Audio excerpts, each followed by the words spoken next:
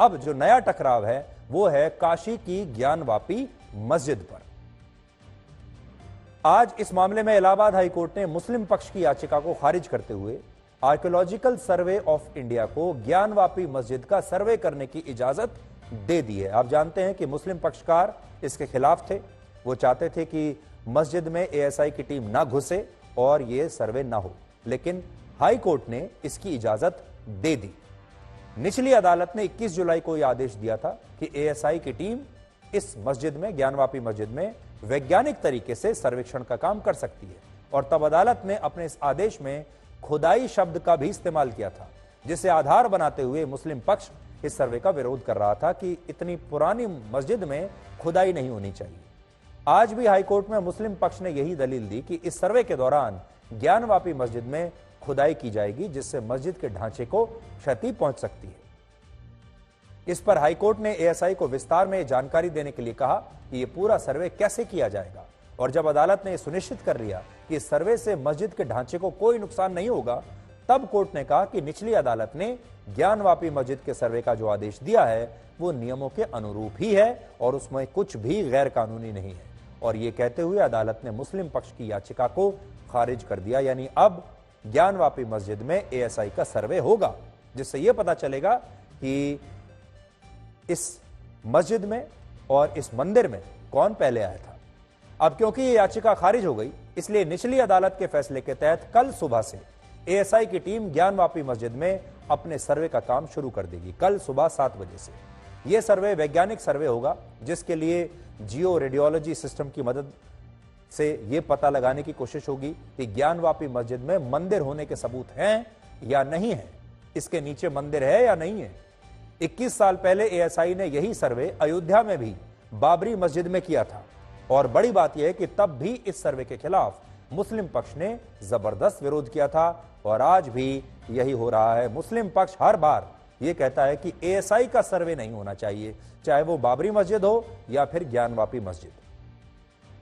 Supreme court ने ही मुस्लिम पक्ष को यह निर्देश दिया था कि उसे सर्वे के आदेश के खिलाफ इलाहाबाद हाई कोर्ट में अपनी अर्जी दायर करनी चाहिए, लेकिन आज जब इलाहाबाद हाई कोर्ट ने इस पर अपना फैसला सुना दिया तो मुस्लिम पक्ष फिर से सुप्रीम कोर्ट पहुंच गया, और सुप्रीम कोर्ट में यह कहा गया कि इस सर्वे को किसी भी तरह से तत्काल रूप से रोका जाए। और फिर मुख्य न्यायाधीश डीवाई चंद्रचूड़ ने भी यही कहा कि वो तुरंत इस मामले को देखेंगे और जो भी हो सकेगा वो कदम उठाएंगे। बड़ी बात यह है कि सुप्रीम कोर्ट में यह मुद्दा सुनवाई के लिए मेंशन हुआ ही नहीं, लेकिन इसके बावजूद अनुच्छेद 370, कश्मीर में अनुच्छेद 370 के मामले में जब सुप्रीम कोर्ट में बहस पूरी तरह से संविधान पीठ के जज जब बहस कर रहे थे, और जब यह बहस समाप्त हुई, तब मुस्लिम पक्ष की तरफ से एक वकील ने चीफ जस्टिस ऑफ इंडिया को कहा कि उन्होंने हाई कोर्ट के फैसले के खिलाफ ईमेल के जरिए जानकारी भेज दी है और यह सर्वे तुरंत रुकना चाहिए। और मुख्य न्यायाधीश ने कहा कि वो तुरंत ही इस ईमेल को अभी जाकर देखेंगे। ये सारी प्रक्रिया कुछ मिनटों में हो गई, और तब हुई जब सुप्रीम कोर्ट में 70,000 और देश की बाकी अदालतों में 4 करोड़ 80 लाख मामले पेंडिंग हैं। लेकिन अब कल सुबह ही मुस्लिम पक्ष की याचिका पर सुप्रीम कोर्ट में सुनवाई होगी, यानी ये इतना महत्वपूर्ण मामला सुप्रीम कोर्ट को लगा कि उन्होंने कल सुबह ही इसे सुनवाई के लिए रख लिया और कहा कि इस पर हम तुरंत सुनवाई करेंगे। इस मामले में जो इंडिया नाम का विपक्षी गठबंधन है, इंडिया के कुछ विपक्षी दलों ने मुस्लिम पक्ष का समर्थन किया है, और अब इंडिया भारत के सुप्रीम कोर्ट ऑफ इंडिया और chief justice of India DY Chandrachud से काफी उम्मीद लगाकर बैठा है। वो इंडिया जो देश नहीं, बल्कि वो इंडिया जो विपक्षी दलों का एक गठबंधन है, उस इंडिया की बात कर रहे हैं। अब उस इंडिया की सारी उम्मीदें सुप्रीम कोर्ट ऑफ इंडिया पर आकर टिक गई हैं। अब बड़ा सवाल यह है कि अगर इस सर्वे में मस्जिद के स्थान पर मंदिर होने के सबूत और अवशेष मिलते हैं तो क्या होगा।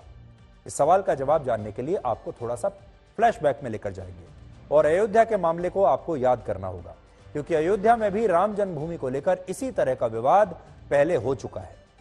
मुस्लिम पक्ष की दलील थी कि बाबरी मस्जिद का निर्माण राम जन्मभूमि के स्थान पर नहीं हुआ, और हिंदू पक्ष का दावा था कि यह भगवान श्री राम की जन्मस्थली ही है।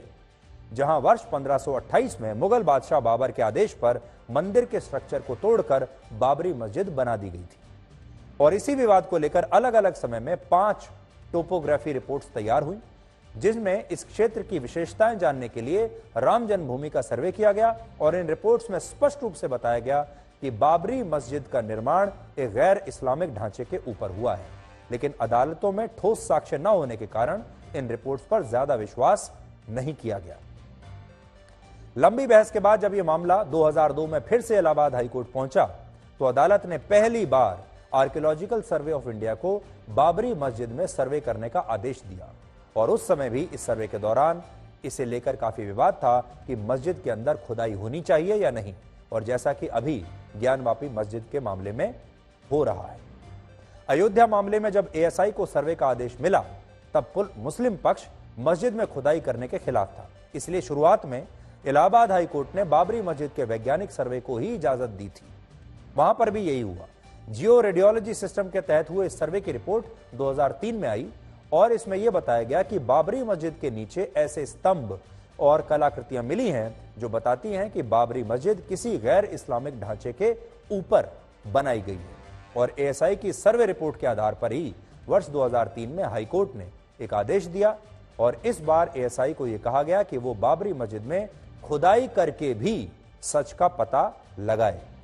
उस समय मुस्लिम पक्ष लगातार बाबरी मस्जिद के सर्वे में खुदाई का विरोध कर रहा था, लेकिन जब खुदाई हुई और इस पर एएसआई की रिपोर्ट आई तो इसमें भी मस्जिद के नीचे मंदिर होने के अवशेष मिले और फिर एएसआई की यही रिपोर्ट अयोध्या के मामले में एक बहुत बड़ा आधार बनी। लेकिन अगर कोई ये कहे कि एएसआई की सर्वे रिपोर्ट से ही अयोध्या मामले में न्याय हुआ तो ये भी बात पूरी तरह सही नहीं है। असल में जो मामला आपके लिए मंदिर और मस्जिद का है वो मामला अदालत के लिए जमीन विवाद का होता है। अयोध्या मामले में भी सुप्रीम कोर्ट को जमीन विवाद का निपटारा करना था, इसलिए तब अदालत ने कहा कि एएसआई की सर्वे रिपोर्ट में जो प्रमाण मिले हैं उन्हें आधार मानकर इस विवाद का निपटारा नहीं हो सकता। और आज मैं उसी सुप्रीम कोर्ट के आदेश की एक कॉपी आपके लिए लेकर आया हूं और आपको बताता हूं कि इसमें क्या लिखा है। 9 नवंबर 2019 को सुप्रीम कोर्ट ने बाबरी मस्जिद के मामले में अपना फैसला सुनाया था, लेकिन तब एक लाइन जो उन्होंने लिखी वो ये, a finding of title can not be based in law on the archaeological findings which have been arrived at by ASI. इसलिए जो लोग ये सोचते हैं कि सिर्फ एएसआई के रिपोर्ट के आधार पर ही फैसला हो जाएगा वो सही नहीं है। यानी एएसआई की सर्वे रिपोर्ट अदालत में बहस का आधार तो बन सकती है, लेकिन इससे यह स्पष्ट हो सकता है कि मस्जिद के स्थान पर पहले मंदिर था या नहीं। लेकिन एएसआई की सर्वे के रिपोर्ट के आधार पर ही कोर्ट अपना फैसला सुना देगी, ऐसा भी नहीं है। अदालत ना तो अयोध्या के मामले में ऐसा अदालत ने किया था और ना ही इस मामले में भी शायद अदालत ऐसा करेगी। उदाहरण के लिए सामान्य लोगों की समझ के हिसाब से आज इलाहाबाद हाईकोर्ट ने ज्ञानवापी मस्जिद में एएसआई के सर्वे पर रोक लगाने वाली अर्जी को खारिज किया है, लेकिन कानूनी भाषा में कहें तो कोर्ट ने यह कहा है कि एएसआई को काशी में प्लॉट नंबर 9130 का वैज्ञानिक सर्वे करने की इजाजत होगी। यह कानून की भाषा है, अदालत की भाषा है। संक्षेप में कहें तो न्यायपालिका के लिए मंदिर मस्जिद के विवाद से पहले यह मामला जमीन के विवाद का है, उसके मालिकाना हक का है, जिसके लिए हिंदू और मुस्लिम पक्ष आमने सामने हैं। और हमें लगता है कि एएसआई के सर्वे से मुस्लिम पक्ष को घबराना बिल्कुल नहीं चाहिए, लेकिन मुस्लिम पक्ष ने जो घबराहट और डर अयोध्या में बाबरी मस्जिद के एएसआई सर्वे पर दिखाई थी, वही डर और बेचैनी अब मुस्लिम पक्ष ज्ञानवापी के मामले पर भी दिखा रहा है।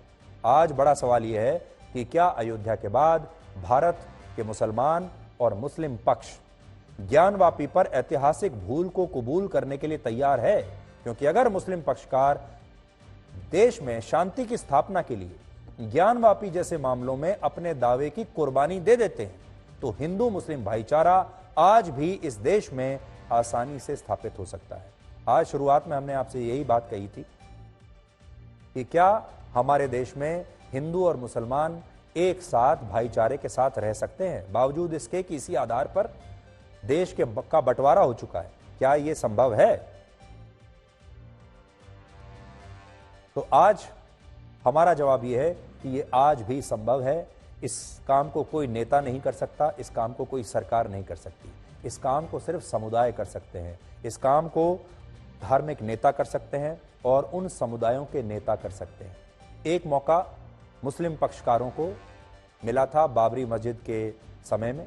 अगर उस समय वो बाबरी मस्जिद पर अपना दावा छोड़ देते और कहते कि ये एक ऐतिहासिक भूल है और हम अपने हिंदू भाइयों के लिए अपना दावा छोड़ते हैं, तो आज आप सोचिए कि इस देश में किस हद तक सौहार्द बन चुका होता। वो मौका गंवा दिया गया। अब दूसरा मौका है ज्ञानवापी का। ज्ञानवापी पर सर्वे होता रहेगा, सुप्रीम कोर्ट तक मामला जाएगा, कुछ वर्षों के बाद उस पर भी कोई ना कोई फैसला हो ही जाएगा।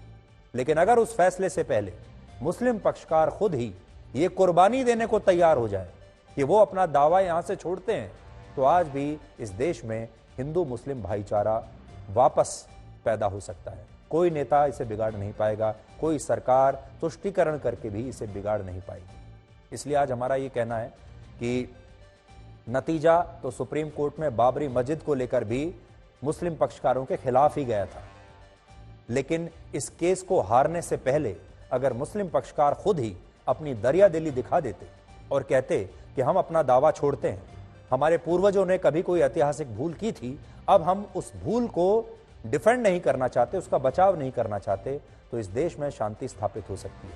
आज भी ये मौका है और इस देश में शांति स्थापित करने का जो जिम्मेदारी है इस समय, वो मुस्लिम पक्षकारों के कंधे पर है। वो चाहे तो ऐसा कर सकते हैं और मुझे पूरा यकीन है कि उसके बाद जो हिंदू पक्ष है वो भी अपनी तरफ से और जो कुर्बानी की जरूरत होगी वो भी अपनी तरफ से जरूर करेंगे और इस देश में एक भाईचारा स्थापित हो सकता है।